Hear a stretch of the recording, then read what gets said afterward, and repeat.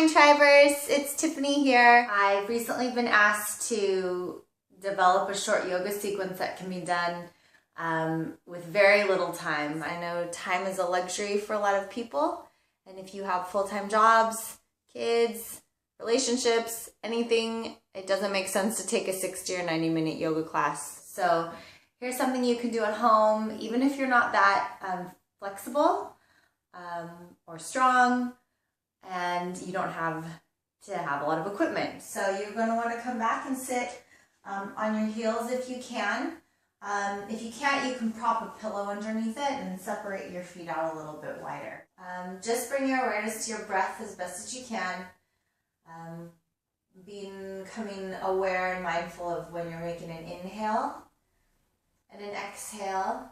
It should start at the base of the spine, pulling in through the navel, extending out through the crown of the head, and then on the exhale, starting from the crown of the head, moving all the way through the spine, the ribs, and down to the sitting bones.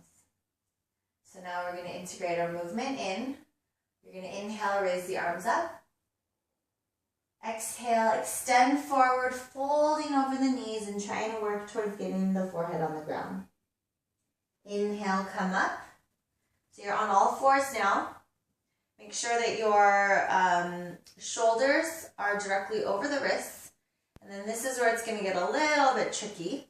Depending on your strength level, you really want to pull the stomach in tight to support the back.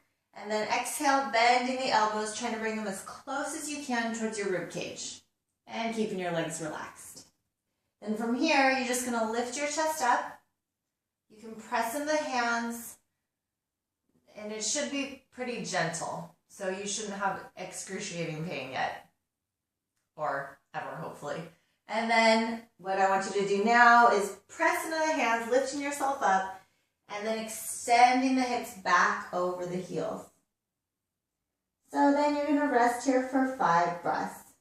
1 breath is an inhale and an exhale. Make sure your fingers are spread, arms are nice and strong, and the tummy's pulled in. So you have a hollow belly to create space for the fold. After 5 breaths, you're going to inhale, raise the arms up. And exhale, hands by your side. So I'll do that sequence again. This time I won't talk, or I'll talk through it, but I won't talk so much. So again, coming back to the heels, shoulders, rolling the shoulder blades down and back behind your spine. You're going to inhale, extend the arms up. Exhale, fold forward. Inhale, bringing the shoulders over the wrists. And then exhale, bending the elbows. Inhale into Shalabhasana or Cobra Pose. And then exhale, bringing the chin back down. Then press into the elbows and the hands and extending the hips back over the heels. 1, 2, 3, 4,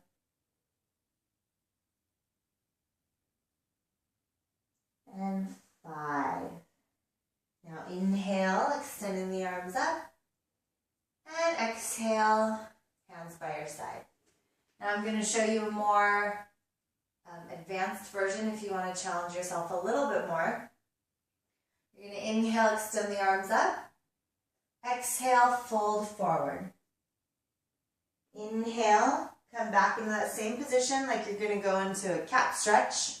Except this time what you're going to do is you're going to extend the heel back and the other heel back. So you're going to come into a plank position, pulling the belly in. Nice straight body line. You don't want to be sinking down. This is going to cause pain in the back. You also don't want to be coming up like this because that's not doing anything either. So make sure that you're in a straight body line. And you should feel this in your core muscles if you're doing it right. Version 1 is that you can drop the knees from here and then bend all the way down to the chest. Then you're going to turn the toes over. Okay. Version 2, directly from plank, you're just going to exhale, bend in the elbows. Don't touch the chest. Slide the toes back. And then lifting up into upward dog.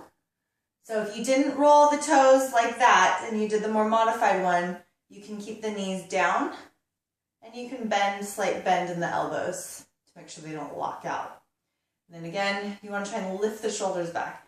Now if you're having back pain, you need to pull the stomach in to really support the back and press in the arms to lift out. From here, you want to lift up through the navel again. So it's a lot of core work. Pulling the hips back and extending the heels down into downward facing dog. If you cannot do this because you have tight hamstrings or tight Achilles tendons or whatever reason, feel free to lift the heels up. You can slightly bend the knees. So you're working on trying to get the heels down. Pull the belly in as always, and you want to look towards the navel. So the head is slightly tucked. Or you can just look at your nose. Now the goal is to get the heels down eventually, and also to have equal distribution between the hands and the feet in terms of weight. You're going to hold this for 5 breaths. After the 5th exhale, you can come down to your knees, tuck the toes under again, exhale, forehead down. Inhale, arms come up. And exhale, hands by your side. Inhale, raise the arms up. Exhale, extend forward. Inhale, moving into a plank position. Exhale, bend the elbows. Slide the toes back. Inhale, upward dog. And lifting the hips up, exhale, downward dog. 1, 2, 3, 4, 5.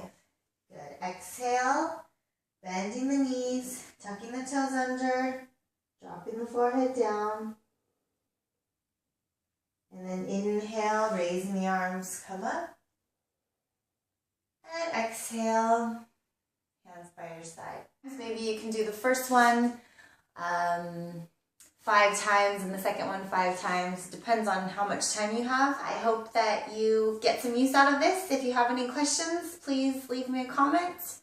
Otherwise, if you want to eat well to complement your yoga practice or whatever other practices you're doing in your life, be sure to check out Thorebjørg's 10 Years Younger in 10 Weeks. It's been a wonderful read for me and has really actually helped my yoga practice develop in a different way.